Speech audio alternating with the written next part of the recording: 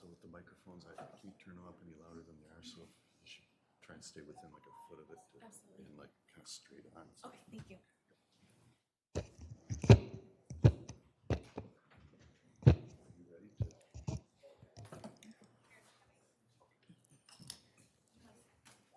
You ready to? They put me here. I guess. Busy. Okay. So are we ready?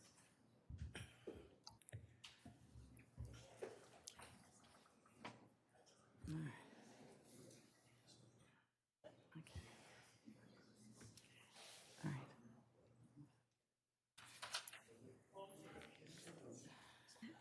Good evening. I know we're still getting settled, so I'll start the game off here. I'm Sharon Marine, President of the League of Women Voters, Eden Prairie, Minnetonka, and Hopkins. And I would like to welcome our candidates, our audience, and our viewers on behalf of the League. We are a 104-year-old volunteer nonpartisan organization which encourages the informed and active participation of citizens in government, works to increase understanding of major public policy issues, and influences public policy through education and advocacy. The League does not support or oppose any political party or candidate. We are an issues organization. The views expressed in this forum are those of the candidates, not of the League of Women Voters.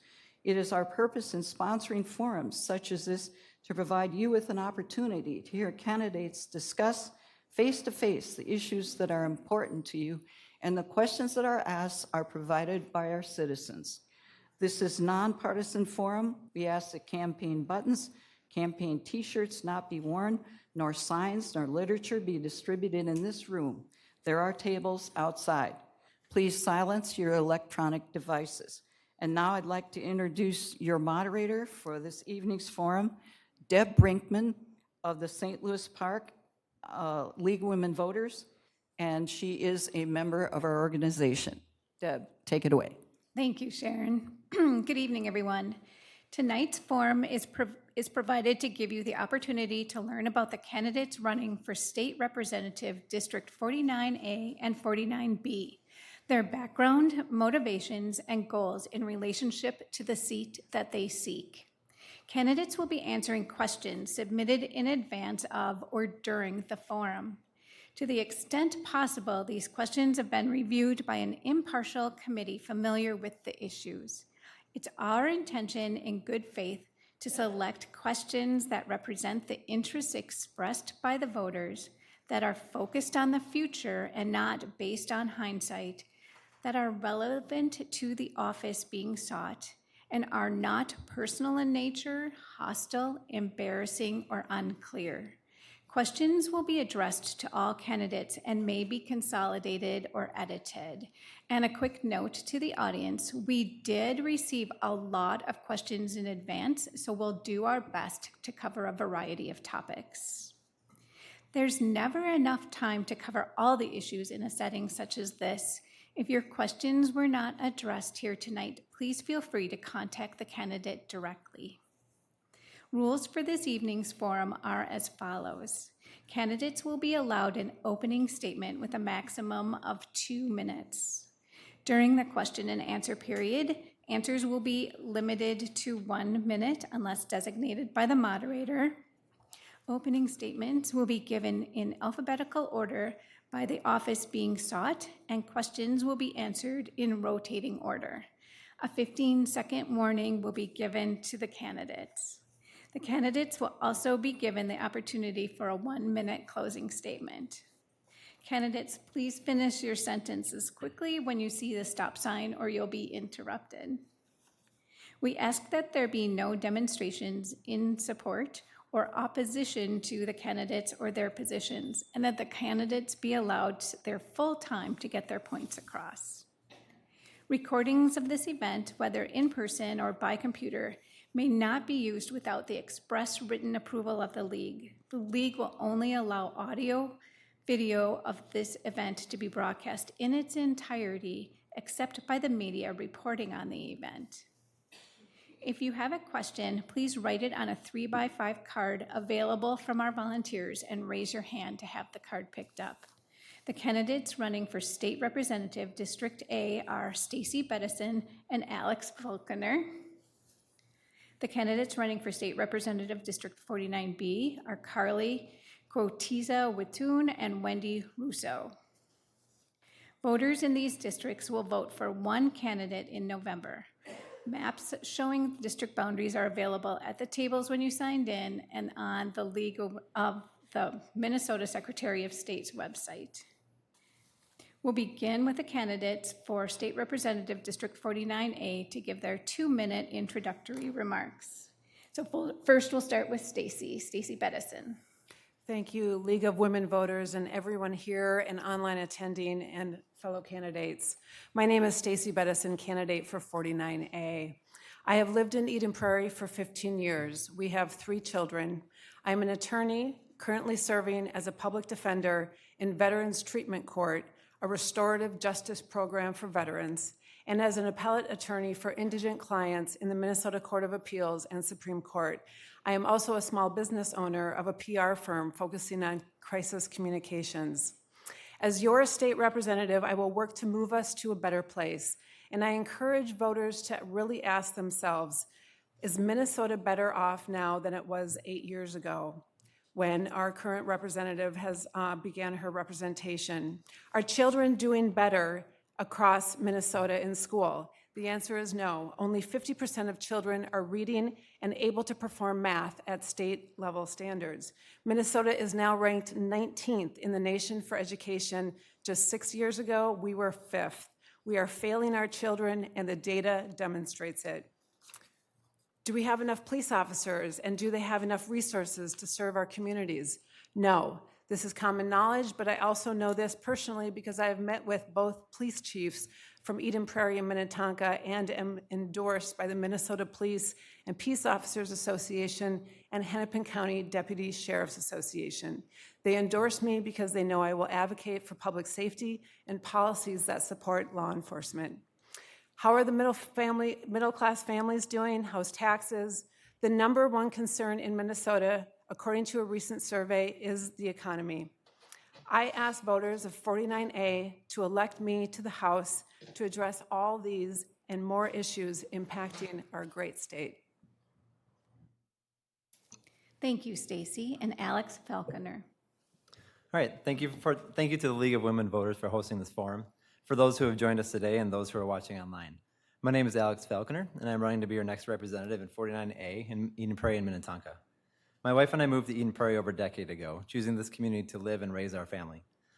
We proudly send them to our fantastic local public schools in this district, where I also volunteer to coach middle school running and high school cross-country skiing. This community is so important to me, and I'm grateful to have received so much support from my neighbors on this campaign.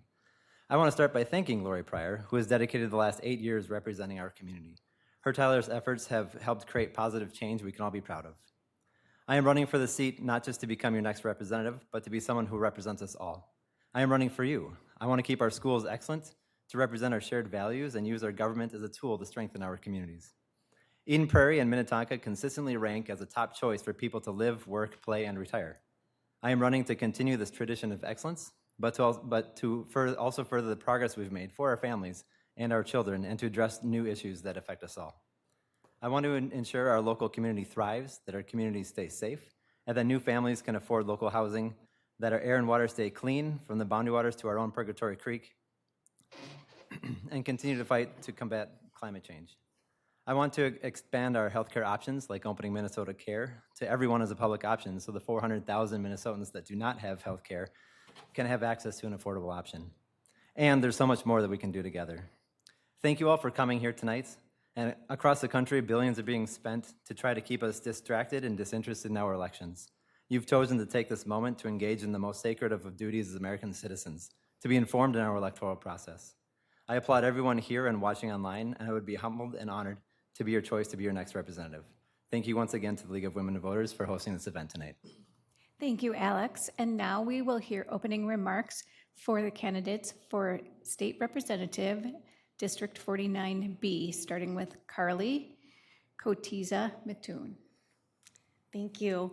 And good evening, everyone. Thank you for taking time out of a beautiful fall day in Minnesota to be here with us tonight. And for those of you who are watching at home, I am Carly Gatiza-Wattoon. I'm the state representative in 49B. I was first elected to the Minnesota House in 2018, and I'm running for re-election. Thank you to the League for their commitment to democracy in these turbulent and challenging times. I've had the opportunity to participate in these forums previously. It's always a joy that you provide this service to our communities. My husband and I are longtime residents of Eden Prairie. We first moved here right after we graduated from St. Thomas, and it didn't take long for us to realize that this is where we wanted to build our life and grow our family. So fast forward 13 years, and we've been doing just that. We have 4 beautiful children. I said I would say hi because I think they're watching at home tonight. They attend our Eden Prairie Public Schools and community education classes. Outside the legislature, I'm a stay-at-home mom, and it's one of the greatest joys of my life. I also try to volunteer on not 1, not 2, but 3 PTOs across the city. My husband is a senior director at Optum. We live, work, and play in EP, and it is a dream come true to be a part of this community. It's a joy and an honor to represent Eden Prairie at the Capitol. For those of you who don't know me, my background is not in politics, it's in business. I have experience in a small business background and working alongside consultants in global organizations. So I know what it takes to put aside our differences and get the job done. Now, more than ever, we need people at the table who know what everyday life is like outside the Capitol. As a millennial, I have concerns about where we're going in the future, and I think that we need to take drastic steps to continue moving in the right direction instead of policies that will turn us around and take us back 10, 20, 50 years. I'm excited to be here tonight to discuss our shared vision for the future of Eden Prairie and the great state of Minnesota. Thank you, Carly. And Wendy Russo. Good evening, everyone. Thank you so much for watching at home, too. I'm excited to be here because I have never entered into the political realm before, and I've been married to my husband, Corrado, who immigrated here to the U.S. from Italy. He's a small business owner, makes amazing pizza, and a part-time police officer with the Metro Transit. Our daughter, Chloe, is a recent graduate of Eden Prairie High School, and I'm very proud that she founded the Best Buddies program for kids with disabilities at her school. I've called Eden Prairie my home for the last 20 years after moving here for my career in broadcast journalism. And I'm currently the owner of a personal coaching business for women, helping to empower them and to use their voice. My roots to our community have really deepened through volunteering. I've been a career coach with Dress for Success, volunteering at Eden Prairie High School, visiting Eden Prairie seniors during COVID with Meals on Wheels, mentoring women who were leaving the horrors of human trafficking in St. Paul, and I've been honored to grant dozens of wishes for kids with life-threatening illnesses as a wish granter with Make-A-Wish. I'm not a politician nor a politico, but rather a former Democrat who feels we're going down the wrong path. As a mom and concerned citizen, I think it's time more moderate people enter into politics versus the political agendas being promoted currently. We need a state representative with common sense who focuses on making laws to help the average Minnesotan versus special interest groups. The issues we face in Minnesota are complex. They require reaching across the aisle with a willingness to compromise, to listen. I plan to be that type of leader if elected, the one who listens, cares deeply to the concerns of all residents, while recognizing that every law passed affects the entire state of Minnesota, not just Eden Prairie. It requires a big picture view of what is best for the future of Minnesota.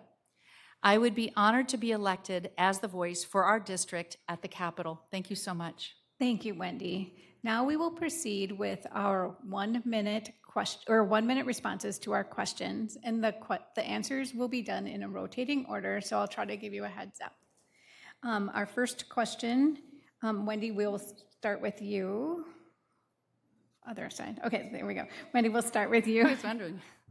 What are some current issues or concerns that will directly impact your district?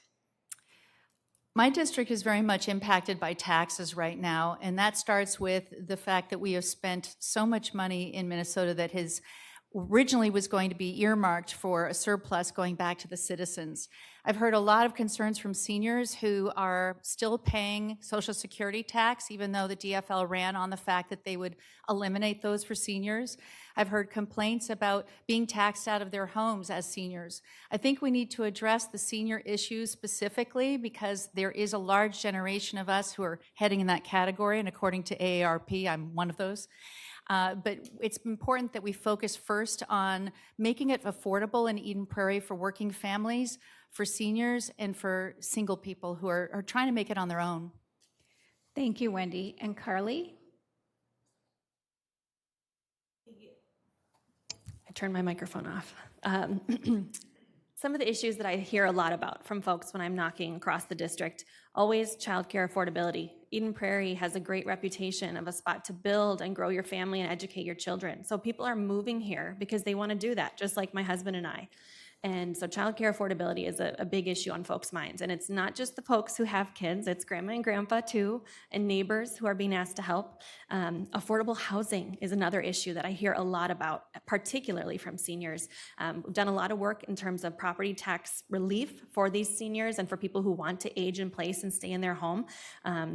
And then, of course, public education is a tremendous issue. We are working to address that, to dig out of the hole that we've been put into over the years and years of underfunding our public schools. And Eden Prairie has a great reputation, and I want to keep moving us in that same direction. Thank you, Carly. And Stacy? I would say when I'm talking to residents, I'm hearing a lot of concerns about education. And that is, I have met with both or all three superintendents that are in District 49A and had an opportunity to hear what their concerns are. And I will tell you that what I'm hearing is that the mandates that are being imposed on school districts are absolutely crippling what administrators can do with schools, and it's distracting from teachers and their ability to teach kids the basics, reading, writing, math, and science. And so people are very concerned about how our kids are going to raise the level of their own proficiencies. The second thing I would say is taxes as well. Taxes we are among the highest in the United States, and folks are very concerned about property taxes and making ends meet on a daily basis. Thank you. And Alex? Yeah, one of the things I think that touches everybody in the district is healthcare, the prescription prices, and premiums being so high, deductibles high, and we need to do everything that we can to drive down the prices of healthcare and create an affordable option that everybody can access. Further things I'm hearing are just the partisan divide at the local level, the state capital, nationally too. But we're focused on Minnesota here, and we need to find a way that we can find common ground across the aisle and work together toward common sense solutions. Everybody needs roads that are well maintained. We need safe, clean drinking water. Make sure our bridges stand strong and dams aren't succumbed by floodwaters. And these are things that we can all work on together, regardless of your political persuasion, to really deliver for the people of this district and for Minnesota. Thank you, Alex. The next question we have is still a real general one. Alex, we'll start with you, and then we'll go to Stacy. The question is, what are the priority pieces of legislation that you would strive to enact should you be elected? And do you have a top priority? Yeah, so the top priority I've touched on a couple of times already is opening up Minnesota Care as a public option, an affordable option for Minnesotans and people in this district. So many people in this district just cannot afford their premiums. On top of that, deductibles are so high. Further, co-insurance, even after you've met your deductible, you have to still pay another percentage. Prescription prices, everything within the healthcare system has just become too expensive, and we need to do what we can to drive that down. And I think as a way of starting toward that, Minnesota Care would be the way to go as far as moving toward an eventual universal healthcare system. But right now, at least to have that public option available that everybody could afford to buy into. Thank you, Alex. And Stacy?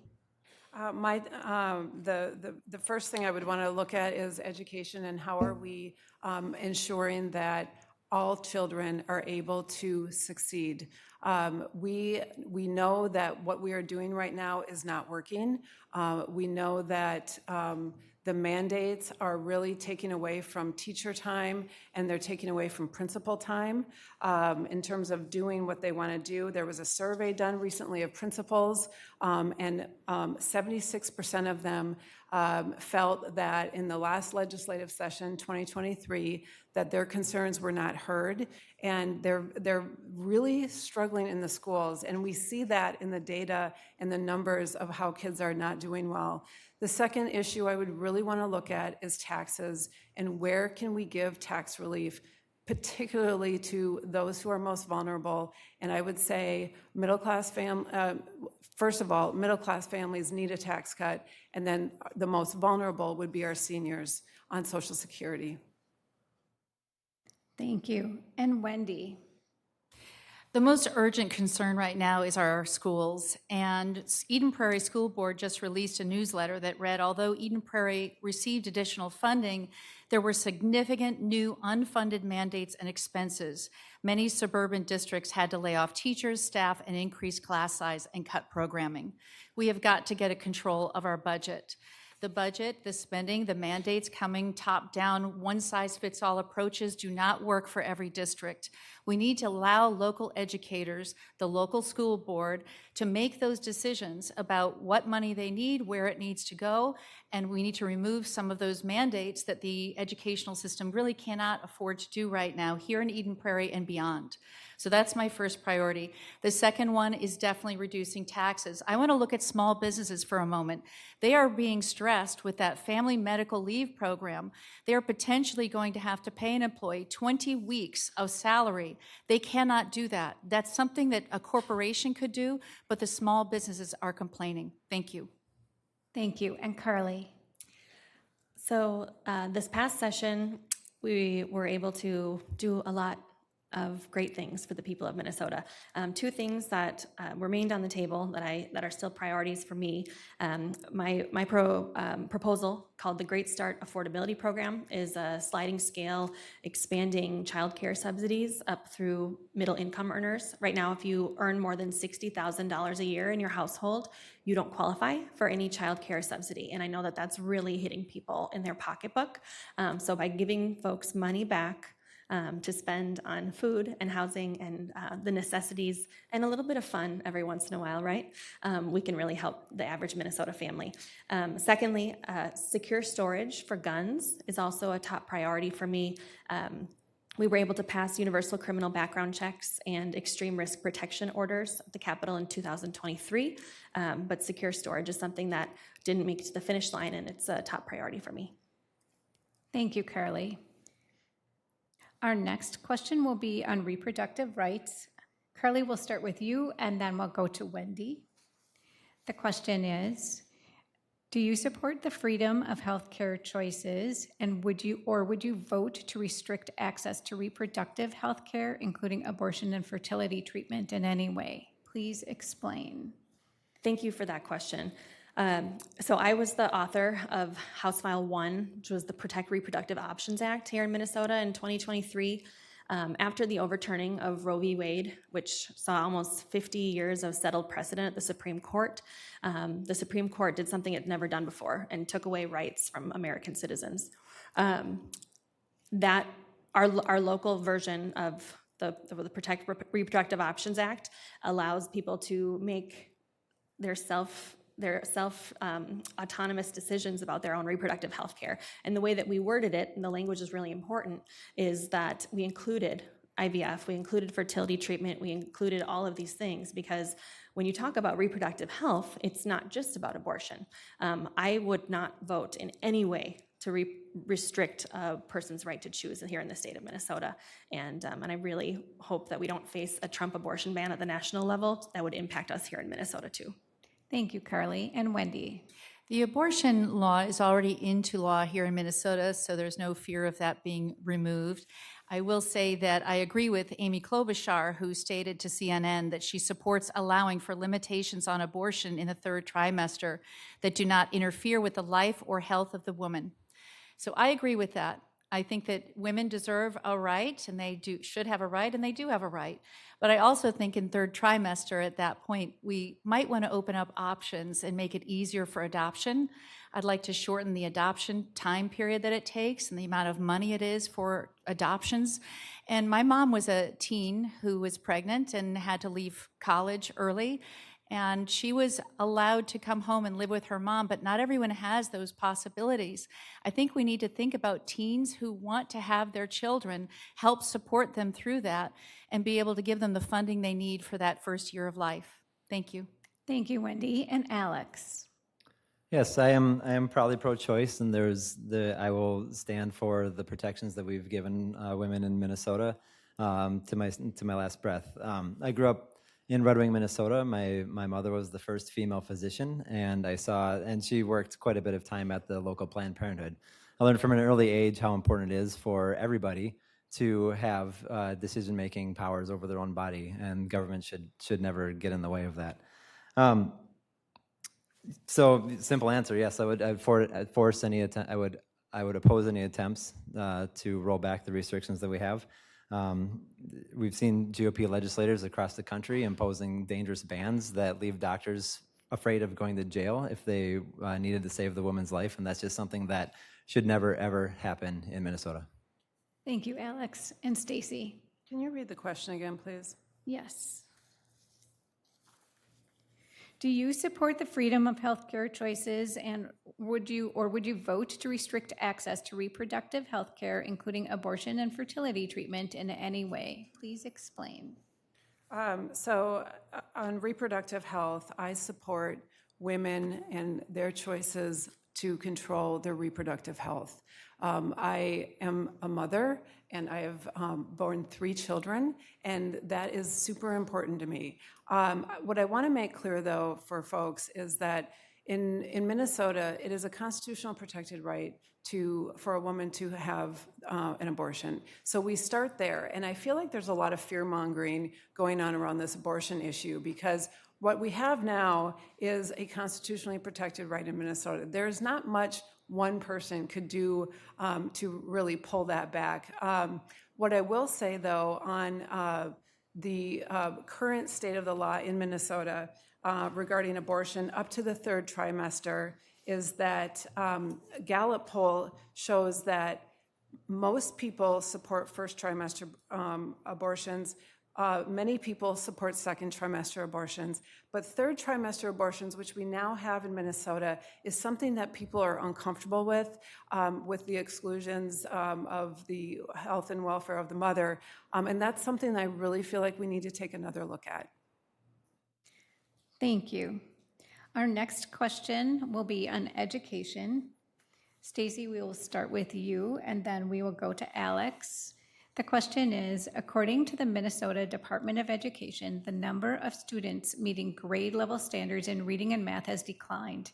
Can you explain what you see as the problem and what you think the solution is?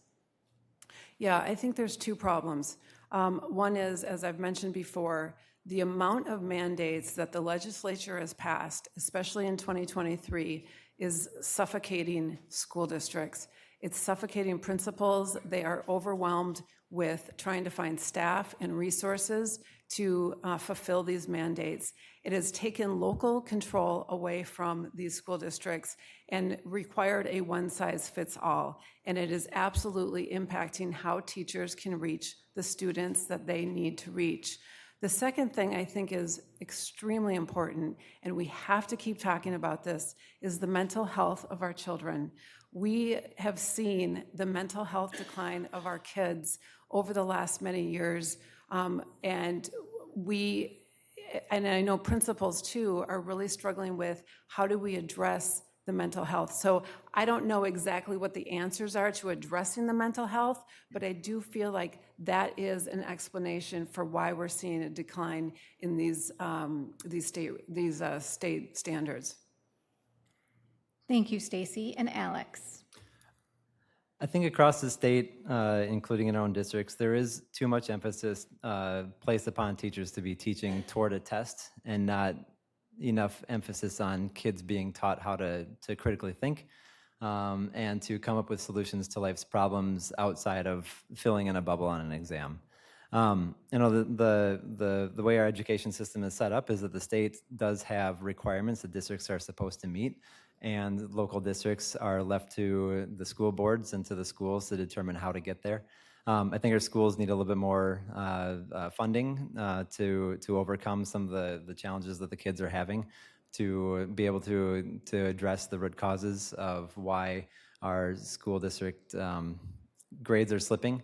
And their teachers just need the support and the backing of parents of school districts to foster a welcoming and positive environment in which kids can thrive and succeed. Thank you, Alex. And Wendy? I saw that there was an article written about Mississippi schools where they had the lowest reading levels in the nation. And one of the ways they solve that is partnering with parents for accountability for their children in the first, second, and third grades. And they saw a marked difference and improvement where the students actually now became the top learners and top in reading scores across the nation. I think we can throw money at a problem, but that doesn't always solve it. I think we need to trust our educators, trust our parents, that if we can guide them and support them and partner with them so that they can come alongside of a child who might be having a struggle or an issue and make sure that that child gets the help they need so that they can be at reading level. I would like to see all of our third graders be able to advance, but one thing we might want to consider is keeping that child behind a grade. When I volunteered at the women's shelter in St. Paul, the women there said that no one cared about them because they couldn't read as adults and they were pushed to the next grade level. I think that needs to stop. Thank you. Thank you, Wendy. And Carly? My kids were just starting school around the time of the COVID-19 pandemic, and we all know what happened. Our world was turned upside down. And so I can only imagine as a kindergartner, like my oldest son was, having to go from being able to go to school every day like he was doing, and then to be able to be home while mom and dad were trying to work remotely, with his siblings around, trying to learn how to use an iPad. This caused issues in the learning environment, and we are still making our way out of those challenges. But we've had one of the best global recoveries from COVID. In terms of school funding, I would go so far as to say our schools were facing chronic underfunding. I mean, they were used as a piggy bank for a lot of the other cuts, priority areas of the legislature in previous years. So what we did was adjust it for inflation. So now the schools don't have to come back to the legislature every 2 years and say, please, please, please just give us 2% because our costs have gone up. And that is something that the school board chair in 2018 asked me to do. So I've been working toward that. Thank you, Carly. Our next question will be on gun violence. Carly, we'll start with you, and then we'll go to Wendy. The question is, many are concerned with gun violence in our schools and communities. What legislation, if any, would you support to meet the need for safe schools and communities? Do you support secure storage proposals? Thank you for that question. I first ran for office as a mom demanding action. And I still am. I think that, when we're already just 2-3 weeks, depending on the state that you're in, into the school year, we're already seeing school shootings. It's a terrifying environment for our kids to have to go to school, and a terrifying environment for them to have to learn. It kind of connects to that last question as well. But I absolutely support secure storage laws. In the foster care system, my husband and I adopted 3 kids out of our foster care system, and they're tremendous, and they're doing so great. They already require secure storage in order to be a foster parent in the state of Minnesota. Many people don't know that. You are required to lock your weapons separately and securely from the ammunition. And so the bill that we're working toward, the language is a little bit different at the legislature, but I know that language is going to come back next year. I would absolutely support it. We need to add policy and action to thoughts and prayers, and I will not stop until we do. Thank you, Carly. And Wendy? Number one, we need to enforce laws with guns, and that's not happening in this state. There's a revolving door of crime that is permeating, and it starts in the cities and moves out to the prairie. We've got to get serious about making sure that gun violence does have that minimum 5-year sentence for those who do have guns illegally. Number two, I do trust our Eden Prairie schools. In talking with a few board members, we have a 7-step process already in place to take care of our students. He would not tell me what that was, so it's very secure and they have it covered because of their partnership with our local police. We have got to support our law enforcement. The law enforcement is our partner. They are our friend. And the faster that we really serve them and really respect them, I think the better results we're going to get. I did talk to Sheriff Witt, and she told me that she agrees with the Safe Storage Act. And I'm going to trust the experts on this. She feels that's a very important act and that we also need to escalate charges for those people who are actually caught doing something like stealing a vehicle and they have a gun. So let's get serious about enacting and following through on enforcing our laws. Thank you, Wendy. And Stacy. I am gravely concerned about mass shootings, and particularly in our schools. I have 3 kids, but one of my daughters really became impacted emotionally as school shootings were happening in the last few years, and she undertook to learn more about it and start advocating around safe schools. So I support safe storage. I also support the red flag law, which is where we give law enforcement and we give the courts the power to seize a weapon when someone is showing signs or making terroristic threats. We need to get the guns out of hands of these sorts of people. Now, again, this goes to mental health, which I addressed on the education piece. People who do mass shootings have mental health problems.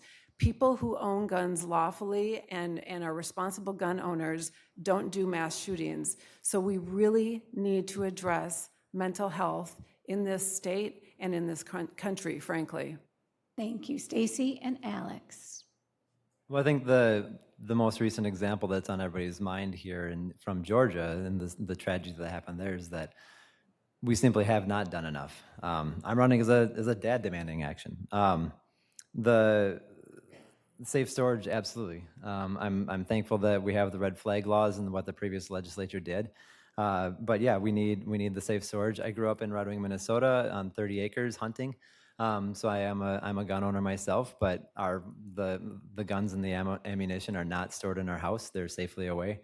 I don't need it at home, and it's safely away. I think there's plenty of common sense ways, easy ways to separate weapons from the home, to keep children from accessing them, and everything else that we can do to keep weapons of war out of people's hands, off of our streets, and certainly away from people that intend to do harm to other human beings is vitally important. Thank you, Alex. Our next question will be on energy and the environment, and Alex will start with you, and then we'll go to Stacy. The question is, as Minnesota continues to move forward toward green energy, what solutions are needed to make the sources reliable? What legislation would you propose to prevent energy shortages such as have been experienced by California? And would you support policies that would speed the permitting of new energy projects? Permitting of, should I say that again? Yes, please. Okay. As Minnesota continues to move toward green energy, what solutions are needed to make the sources reliable? What legislation would you propose to prevent energy shortages like what they're experiencing in California? And would you support policies that would speed the permitting of new energy projects? Kind of a three-pronged question there, right? Yeah, that's a meaty one. Yeah. But vitally important, climate change is an existential threat to us all. We saw just our lack of snowpack last year. I'm a cross-country ski coach, and last year was abysmal. So I'm happy that we have the 2040 goal to have the state, the electricity funded or powered by clean energy. But we need to do more. We need to expedite that process. Sources, I think sources for reliable energy, anything that we can do to help homeowners put solar arrays in their houses so we're less reliant on what is a fossil fuel driven electric grid, investing more in wind farms as well as solar farms, and then also the passage of legislation to make it easier for transmission lines to deliver green energy across the state. So that the entire state is less reliant. You know, we're working on shutting down the Sherburne County massive coal-fired plant, and in doing so, we also need to ensure that green energy is reliable and available to every Minnesotan. Thank you, Alex. And Stacy? Can you repeat the question? I'm sorry to make you do that. No, it's okay. As Minnesota continues to move toward green energy, what solutions are needed to make the sources reliable? What legislation would you propose to prevent energy shortages, such as that are being experienced by California? And would you support policies that would speed the permitting of new energy projects? Okay, great question. Very complex. I think it's safe to say that most people, if not all, support clean energy, and I do as well. I have worked as an environmental attorney in my years of practice, and environment has always been my threshold issue as a voter. I was always a single issue voter over the years, and environment was my guiding light in terms of who I voted for. So I want to make that clear, that energy and environmental protection and conservation is the utmost importance to me. I think in terms of dealing with shortages, we need all of the above approach. I'm super concerned about, again, our vulnerable populations being subjected to inconsistent energy and the rising cost of energy, especially seniors and especially low-income families. So I really do, I favor all of the above options, and I would favor permitting process that was expedited, but we need to make sure that we're focused on innovation rather than regulation. Thank you, Stacy. And Carly? Again, green energy is so important. And I think as we turn over into what is going to be the clean energy economy, we really have to take measured steps to make sure that we continue moving forward, and that as technology continues to improve, regulation keeps up. I think that sometimes, and you look at the internet as an example, like, wow, like technology is way over here, and we're still trying to figure out, like, wait, what can AI do these days? So I think that goes in this environment as well. But of course, in Minnesota, we're so proud of our boundary waters and making sure that we're taking the steps to protect our clean air, clean water. Some of the things that we have done in terms of upgrading our energy infrastructure, super important. We need to continue on that. I know that particularly in Texas, they just haven't taken the steps needed to continue supporting the number of people who depend on that energy. And with climate change, you never know what's going to happen. Thank you, Carly. And Wendy?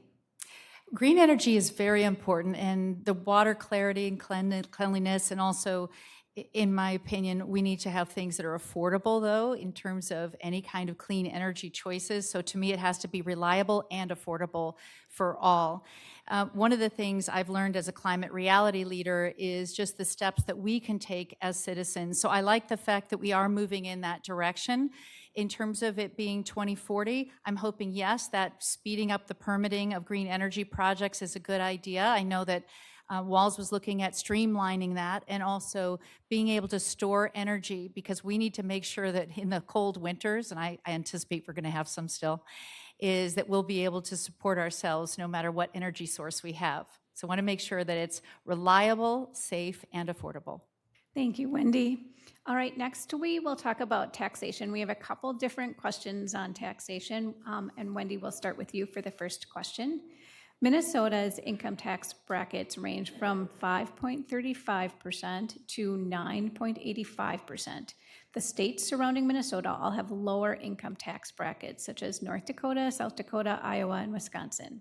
Okay, so the question is, do you think that the legislature should make it a priority to lower the tax brackets in the state to provide relief for the middle class? Yes, absolutely.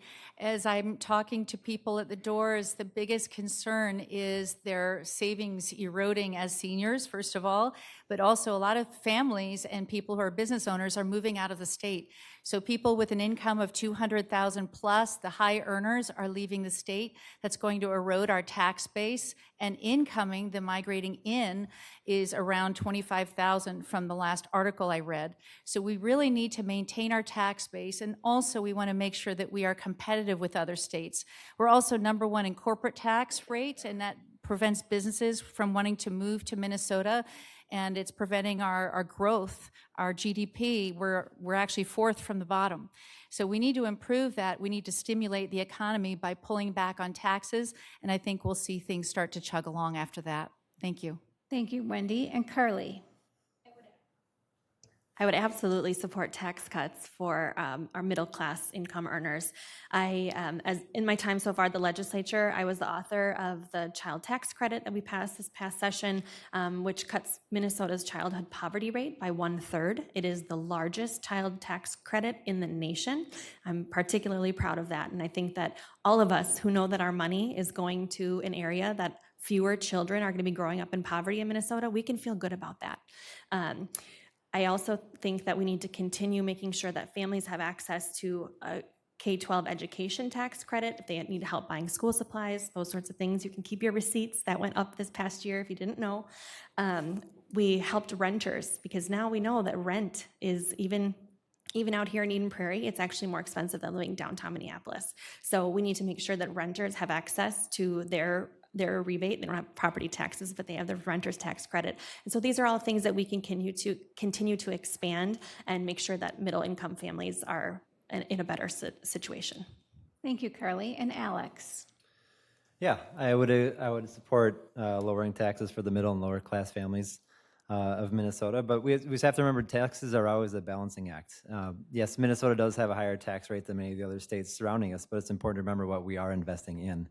Our public dollars are put to the common good. We have some of the best schools, a strong social safety net, and public services that truly improve our lives. I understand taxes can be a burden, but the benefits of living in a state where we prioritize education, healthcare, and infrastructure are clear, and we enjoy a higher standard of living than almost anywhere in the nation. With regard to businesses, I mean, CNBC labeled Minnesota as the 5th best business state.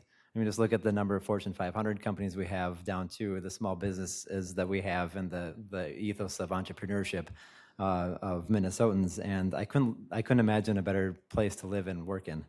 I believe in making sure every dollar is spent wisely and ensuring that we maintain an economy that works for everyone, and where we can, of course, looking out for examples where we can lower the burden, especially for families with kids, like Carly was just explaining.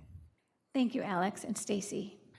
Yes, I would 100% support a tax cut, particularly for middle class, like all the folks here. What I would say, though, is, if we're going to start cutting taxes, we need to look at how we're spending the money, because we can't just cut taxes. We need to also cut our spending. The other thing I would say is that Minnesota is an outlier with its tax rates in the corporate setting, and we need to make sure that we take a look at that as well. These tax burdens hinder economic growth, and they undermine investment, and we really need to be looking at our business and how we are making Minnesota a hospitable or inhospitable state for business. And then Social Security tax is absolutely a must. There were plans, I guess, to get an across-the-board cut on Social Security, but that ended up dying in the DFL-controlled session last time. And we really need to take care of all of our seniors, because the cost of aging is increasing with every day, frankly. Thank you, Stacy. Stacy, we'll start with you for our next question. So this is a follow-up question on taxation. If you advocate for reducing taxes and cutting the state budget, specifically what programs would you cut? And similarly, if you advocate increasing the budget, what increase in taxes would you advocate for which groups? I would advocate for the tax cuts, as I said. In terms of the which and where do we cut, that's something that I would need to do further research on. And, I'll just be very frank and transparent. I don't know where the best places to cut are, but I do know that we must cut because we spent down an $18 billion surplus last year, and then we grew the budget by 40%, adding another $10 billion in spending. And so this is an unsustainable economic model. If I were running my household this way, I would be in foreclosure. If I were running my business this way, I would need to file bankruptcy because we are charting a path of unsustainable economic, a balance. And where to cut is something that I need to learn. And I would do a lot of listening and learning if I'm elected as your representative. Thank you, Stacy. And Alex? I think similar to Stacy, this is something that would take quite a bit of research and education as we look into where it is that we could cut. I'm sure there are places that we can. I think I fully support and would look into creating some sort of a very honest look and audit into every state department that we have to look for redundancies, to look for places where money is not wisely being spent. But in doing so, I would want to make sure that anything that we have to decrease spending on, we're not sacrificing our Minnesota values, and that we're ensuring that the people that need government benefits the most are still able to receive those. Thank you, Alex. And Wendy? One piece of legislation that I would like to see is some oversight on some of our spending. So you know about the Feeding Our Future fraud of $250 million, another $40 million of fraud from COVID frontline workers who never received that money. We don't mind paying taxes, but when the money's not being overseen properly and not being allocated to the social programs that we agree to, that's when we start getting mad. So let's think about giving oversight to some of these programs. We can find the money. We have the money in programs. I think it's time to run it like a business. When you have a business, you want to know you're profitable. Well, we need to see that we're getting results. Are we getting results from where our money's going? And if we're not seeing results, it's time to pull the money from that program and put it where it's going to be best used. So I think we need to look at this diplomatically, intelligently, and also give oversight to these programs to find the money where it's more effectively used. Thank you, Wendy. And Carly? If we are going to measure the state government by business metrics, we've been running surpluses for a number of years. We still have money on the bottom line. The DFL trifecta has done a very measured and considerate job of the expenses that we are funding for Minnesotans. Many of those investments were one-time funding, so they will not be receiving ongoing funding unless we come back, examine how that program did, next year decide to continue funding it. And all of those programs are aware of that one-time funding. That was the largest part of our spending this past session. Additionally, I think that we have the resources that we need to fund the programs that Minnesotans deserve. And so I think that if we're looking at where we need to cut and where we need to continue spending, there's always money in the banana stand, as they say. If you're not fans of that TV show, it doesn't make any sense. But we need to continue prioritizing we just need to continue prioritizing examination, make sure that the programs that we're funding are doing what they are being asked to do, and we can make sure that we have the expenses that go along with it. Thank you, Carly. Our next question will be on the budget, so one more time, and then Alex will start with you, and then we will go to Wendy. Do you support how the legislature handled the surplus? And if there's a surplus, if you are elected, do you have a strategy for how you will handle the surplus? Yeah, I think the legislature handled the surplus quite responsibly. We were able to close the gap in some of the education funding that our schools have been suffering through. Like Carly said, the educational system had been used for a piggy bank when other departments needed some. We were taking it from our kids, and we're not going to be doing that any longer. So that's one example. And the educational system being 40% of our state's annual budget, that's a huge one that we work to solve. I think I think I'll stop there. Yeah. Thank you, Alex. And Wendy? Can you repeat the question? Yes. Do you support how the legislature handled the surplus? And if you are lucky enough to be elected into office and get to handle another surplus, do you have a strategy for how you would want to handle that surplus? Why are we having a surplus? We're obviously taxing too much. I mean, this has to be balanced. There's a budget, and you have to balance the budget. A lot of people I talk to don't even know where the money went, so I can't tell you if it was spent responsibly because I don't think it's been quite transparent. All I know is that Walz did promise money back to individuals, $2,000, and I don't believe anyone saw that level of money sent back. So I think it's high time that we stop overtaxing our citizens, and then we use the money that we do have responsibly.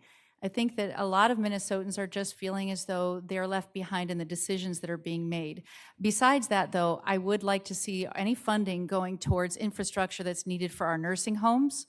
Also, we have our universities and colleges have some issues with their infrastructure that need money going to that. We also have our first responders programs are not fully funded. So there are many different programs that could have been funded with this surplus. Even our budgets that we have issues with our schools now could have been solved with that budget because the number of students that are going to be enrolled in the future are declining. That means the money going to our schools is going to continue declining, and we're going to have budgetary issues in the future. I think we need to solve those with our budgets and with the excess that we have in the future. Thank you, Wendy. And we'll go to Carly. One of the first changes that the DFL trifecta did in 2023 was requiring that the state budget be, the forecast be accounted for inflation. Many people were concerned about that, but really it allows us to look into the future and know what we're actually going to be spending, and it doesn't look like we have an extra billion point XYZ number. So that was something that was really critical. Even after spending in a supplementary budget last year, $424 million, we accounted for inflation, and we demonstrated fiscal responsibility by leaving $2.5 billion on the state's bottom line. So we're coming out of we're coming into a budget year, and we are going to need to examine the priorities that we spent one-time money on. Do any of those deserve that ongoing funding? And then continue to take a look at what our schools need. Our school spending is 35% of our state budget. It's in our state constitution to fund our schools. Health and Human Services is the next tremendous expense that we have, and Minnesotans deserve these investments. Thank you, Carly. And Stacy. So in 2022, the DFL promised a host of tax cuts that ultimately did not pass even under their trifecta. These included fully exempting Social Security from taxes. Minnesotans got a partial exemption. There was supposed to be substantial permanent property tax relief. Minnesotans got one-time tax relief. There was supposed to be middle-class tax cuts. That was nowhere to be seen in the DFL's budget. There was supposed to be $2,000 rebate checks for all. Rebate checks were much smaller and limited only to certain Minnesotans. Instead, now the burden is falling to consumers through higher prices and to employees through lower wages and lost jobs. So to answer the question, no, I don't think it was spent responsibly or used. I think that there were probably places that we could have put it, and we did. I think we did put it to some good places, but we should have given it back to the people in part because that is whose money it is. It's the people's money. Thank you, Stacy. And Stacy, we'll start with you with this next question. We'll switch topics now, and we'll talk about immigration. Do you support Minnesota becoming a sanctuary state for immigrants? What is your opinion of the North Star Act and its provisions relating to cooperation with federal immigration authorities and enforcement of civil immigration laws? So I do not support becoming a sanctuary state for people who have immigrated into the United States illegally. I am supportive of legal immigration. We are a nation of immigrants, and I welcome immigrants into this nation when done so legally. So I would take great exception to becoming a sanctuary state for illegal immigration, and I think we really need to look at how it's impacting our state and our economy, and I think that this is a miss. When we are going to open up Minnesota for illegal immigration. And I think that we can do better. We can help immigration happen legally, but we really need to address illegal immigration in this country and state. Thank you, Stacy and Alex. Regarding as a sanctuary state, I mean, I think, yeah, I support legal immigration. What we have right now, though, are people that have been here for decades, that their lives, their families, their relationships are all built here. They're working, they're contributing to our economy, and we need to do what we can to responsibly protect them, not deport them to a country that they don't know any longer, that their kids have never lived in. And we need to do what we can to help integrate them into our society so that they can become tax-paying members, so that the money that they spend at the store, those taxes they see coming back in the form of Social Security, as an example for when they need to retire. I think what we need to do is focus more on how it is that we can welcome the people that are here into our society, work with them as our neighbors and as our friends and as our family to make sure that they can live the happiest and fullest lives that they can, while also responsibly contributing to the state of Minnesota. Thank you, Alex. And Carly. The sanctuary state bill that was introduced this past year was basically dead on arrival. I work closely with the author. I think, she's an immigration attorney. She does a lot of work, particularly in helping folks become U.S. citizens, and does a fantastic job with that. The language as it stands doesn't have a chance to move forward, even in a DFL trifecta. So I think that one of the things that we need to continue focusing on is, like Alex said, the people who are already here, who are already contributing members of society, the people who have come in on a visa and now are having difficulty renewing that visa or turning that visa into a citizenship. There are people in the country who are attending college, who can't work, who can't earn money. I just met one of these young women over the weekend, actually, and she is tremendous. She's been in the country for 8 years. She's studying. She has big dreams, and we need to support the people that are here, make them feel welcome. It actually costs the state of Minnesota more to cut immigrants out of these programs like Minnesota Care and some of these other things, simply because if they don't have access to health insurance and something happens, who picks that up? It's the rest of the Minnesota taxpayers. So we need to find a way to bring them into the system as it exists currently. Thank you, Carly. And Wendy. The big issue of, even if we were to be a sanctuary state, is the strain on our healthcare system, for example. We have a lot of elderly in this community, and anytime that you have a lot of free healthcare, usually from an immigrant who's given that ability to go get help, it's usually through a clinic or an emergency service. I'm worried we don't have enough health workers to be able to really hit that capacity. And so I want to make sure, if we are accepting in more people, we need to make sure we have the infrastructure. My husband is an immigrant, and I've been speaking to a lot of immigrants in the community, and they just want to make sure that they were not given a lot of free things along the way, and they want to make sure that Minnesota citizens still come first.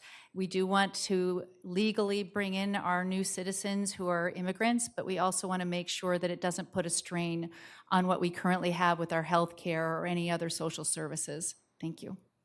Thank you, Wendy. And this will be our last question this evening. And we will start with Wendy and then go to Carly. And it's on fiscal responsibility and oversight. Given the fraud that has occurred in government programs in our state over the past several years, how can governmental oversight of these programs be improved? And what will you do to ensure that taxpayers are not being defrauded? I think we touched on that a little bit earlier, but I think the key is oversight on these programs. There were a few members of the House who wanted to bring that forward. It was not brought to the floor. So we want to make sure that all of our government programs, where the funding is going to, that we make sure that the funding is being spent properly, that the people are receiving the services. So it's really key that we have oversight on all of those programs. That way we know our tax money is being spent effectively. So number one is putting oversight on all of our programs. Thank you. Thank you, Wendy. And Carly? I would absolutely agree that oversight is critical in all areas. And so making sure that the programs are doing what they're supposed to be doing, making sure that the people who are in charge of these programs doing what they need to do. The legislature actually did take action. We put in an Office of the Inspector General into the Department of Education this past year. So in direct response to what happened with Feeding Our Futures, now we have an internal lever to pull and make sure that these things don't happen again. It's completely unacceptable when bad actors take advantage of a system that is meant to help Minnesotans. And this happened with the COVID response. In COVID, obviously, our hands were a little bit tied. We were working remotely. We were working as quickly as we could to get support out the door to our frontline workers.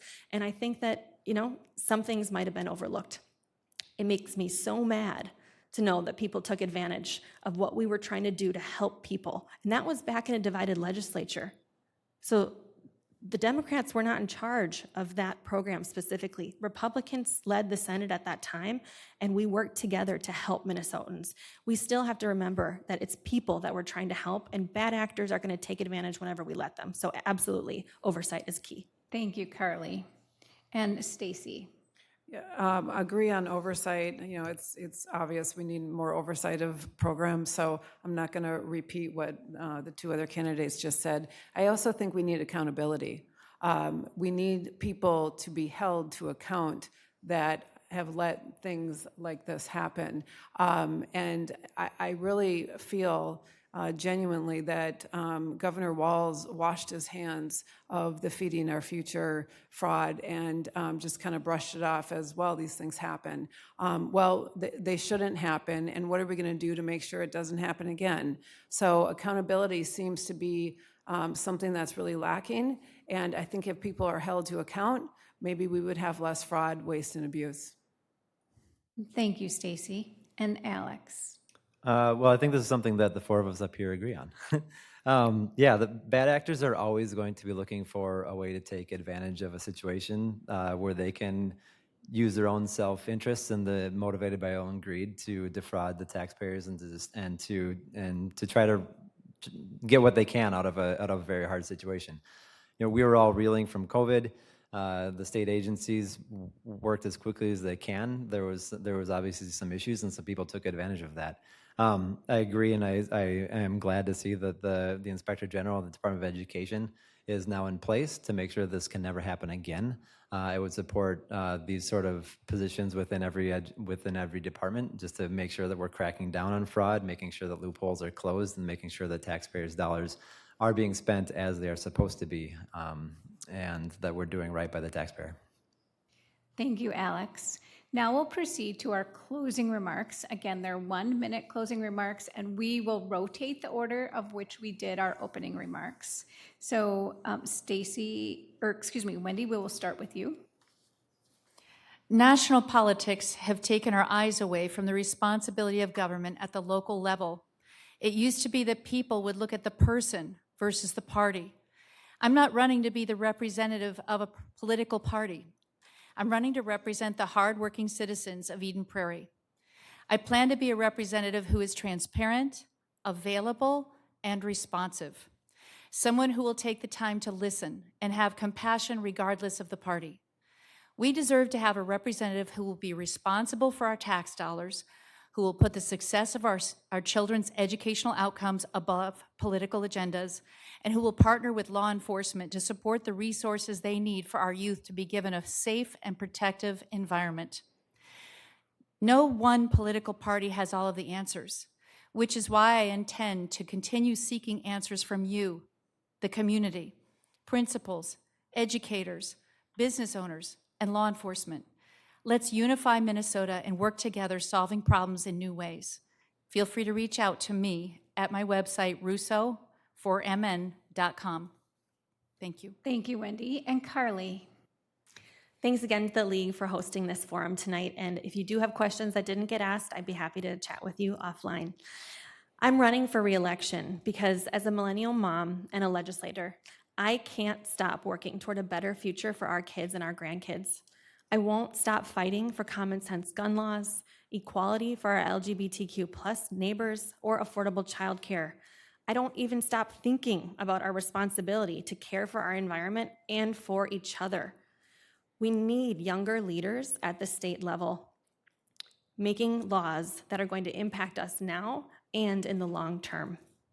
We're moving forward, and we're not going back. I ask for your vote November 5th or before. Early voting starts September 20th. You can find more information at Carly, CARLIEFOR, house.com. Thank you. Thank you, Carly. And Alex?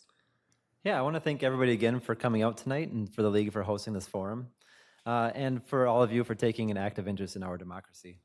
I'm glad to see so many familiar faces and happy to see new ones that I have not yet met. I'll be out there if you want to come and say hi and ask any further up questions.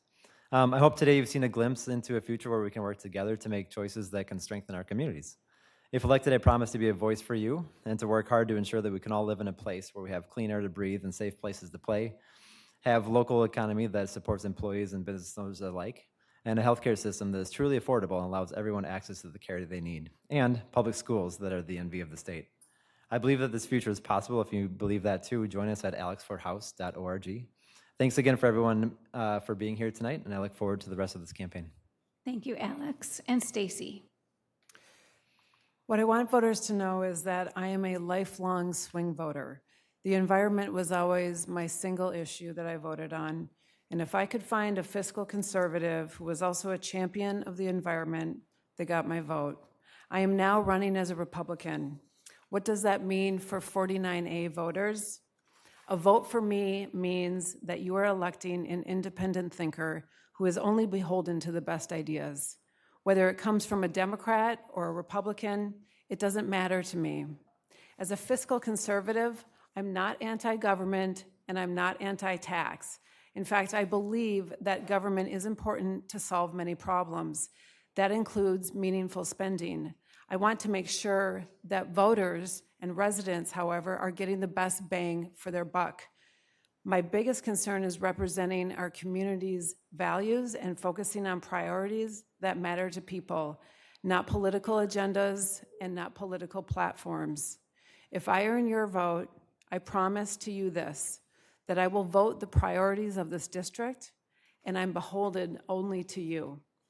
My website is stacybedison.com, and I welcome hearing from you in the future. Thank you. Thank you, Stacy. This concludes the candidate forum for the State Representative District 49A and 49B. On behalf of the League of Women Voters, I thank the candidates for being part of the democratic process by running for office and for being willing to serve our community.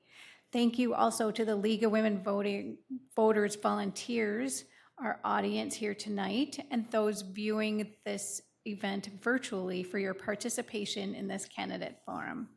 Thank you to the Eden Prairie City staff for supporting this event and their internet providers for broadcasting live streaming, and recording tonight's forum.